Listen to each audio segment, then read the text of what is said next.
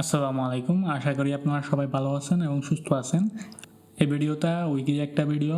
এই ভিডিওতে উইকের বিভিন্ন ক্যাটাগরির টপ স্টক যেটা আছে এটা একটু দেখব, আর সাথে ডিএসইএক্স এবং সর্বশেষ যুদ্ধ নিয়ে একটা কথা বলবো।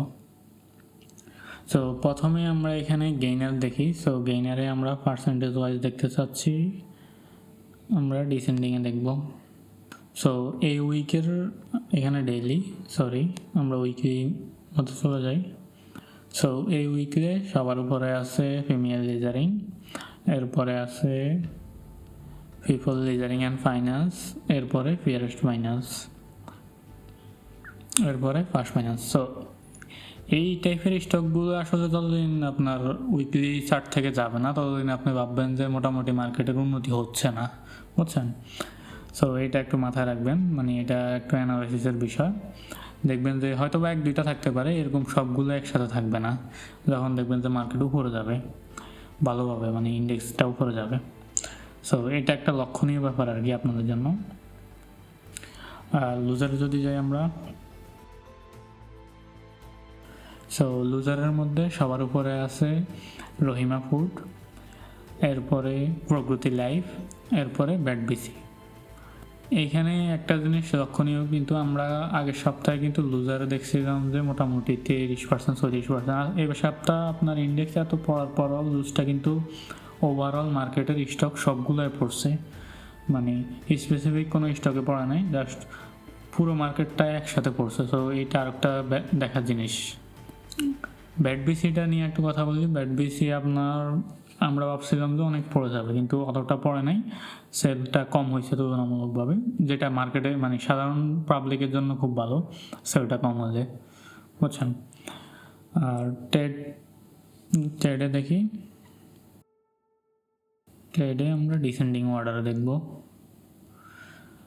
সো খান ব্রাদার্স সবার উপরে ট্রেডের মধ্যে, এরপরে ওরিয়ন ফু, এরপরে ব্যাট বিসি। সো ব্যাট বিসি অনেক পরিমাণ সেল হয়েছে, মানে যা তো আশা করছি ওর থেকে কম হয়েছে, বাট তারপরও ভলিউমটা ট্রেড কিন্তু অনেক দেখা যাচ্ছে। 41 কোটি টাকার মতো ট্রেড হয়েছে এই সপ্তাহে। আর ভ্যালুটা যদি আমরা দেখি,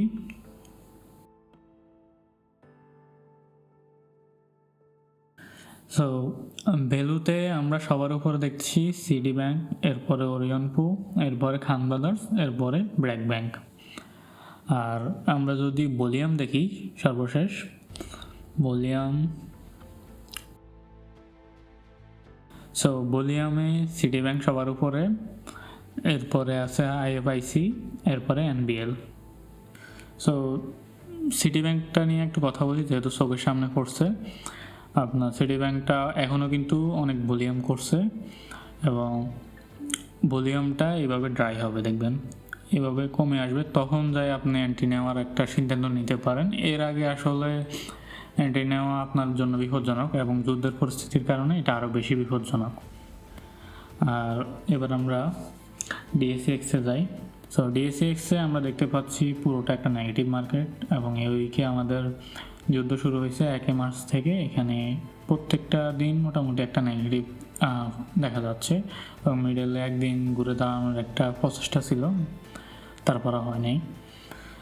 এখন এখানে আরএসআই আছে আপনার, আরএসআই এখন 42.55 এসে থামছে। আর হিস্টোগ্রামটা আপনারা দেখতে পাচ্ছেন সবগুলোই লাল দাগ, মোটামুটি এই উইকে 5 দিনই লাল দাগ ছিল।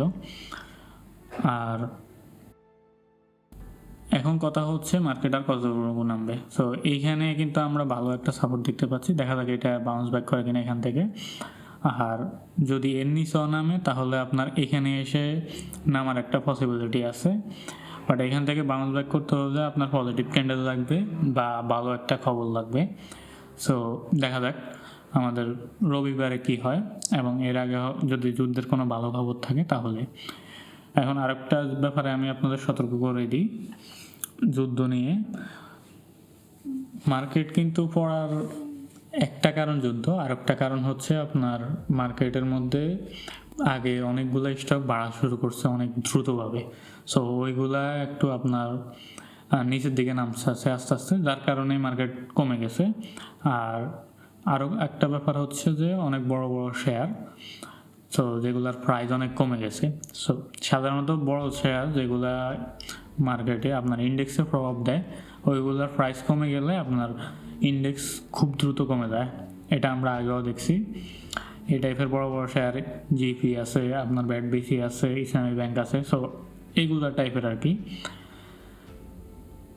মোটামুটি 3টা কারণেই একসাথ হয়েছে। আর যুদ্ধর ব্যাপার যেটা সতর্ক করব, এটা হচ্ছে আপনার যুদ্ধ সম্পর্কে আপনারা যত খবর শোনেন 90% ভুয়া। মানে কথাটা হচ্ছে কি, আপনার যুদ্ধ চলাকালীন কোনো একটা যুদ্ধ, যে কোনো যুদ্ধ চলাকালীন সময় কিন্তু আপনি যেসব খবর শুনতেছেন সবগুলাই হয়ে থাকে ম্যানিপুলেটিভ। ওকে, আর যুদ্ধ শেষ হওয়ার পরে গিয়ে আপনি সঠিক তথ্যটা পাবেন। এটা সবসময়, মানে এটা এখনকার না, এটা যদি আগে হয়ে থাকে এমনই হয়, এবং এটা আমরা অতীত থেকে দেখে আসছি। এবং যুদ্ধ শেষ হওয়ার পরেই আসল যে তথ্যগুলো আছে ওইগুলো পাবলিশ হয়। সো আশা করি আপনি বুঝতে পারছেন। সো সামারিটা হচ্ছে আপনার মার্কেট এখান থেকে একটা ঘুরে যাওয়ার সম্ভাবনা আছে, দেখা যাক এই সাপোর্টটা রেসপেক্ট করে কিনা। আর যদি আসে নিচে তাহলে আপনার এখান পর্যন্ত আসার একটা পসিবিলিটি আছে। সো এখন আপনার করণীয়টা কি আপনি যদি বলতে পারেন, এখন আপনার আসলে মার্কেটের দিকে না তাকানোই ভালো। যদি আপনার স্টক খুবই বেশি দুর্বল হয় তাহলে আপনি ছেড়ে দিয়ে বের হয়ে যেতে পারেন। বাট আমার পরামর্শ হবে মার্কেটে আপনি এই মুহূর্তে কোনো সেল না করা বা বাইকা না করা, মার্কেটের পরিস্থিতিটা আগে দেখা। সো আশা করি আপনি আমার কথা বুঝতে পারছেন। আজ এই পর্যন্তই, ধন্যবাদ সবাইকে, আসসালামু আলাইকুম।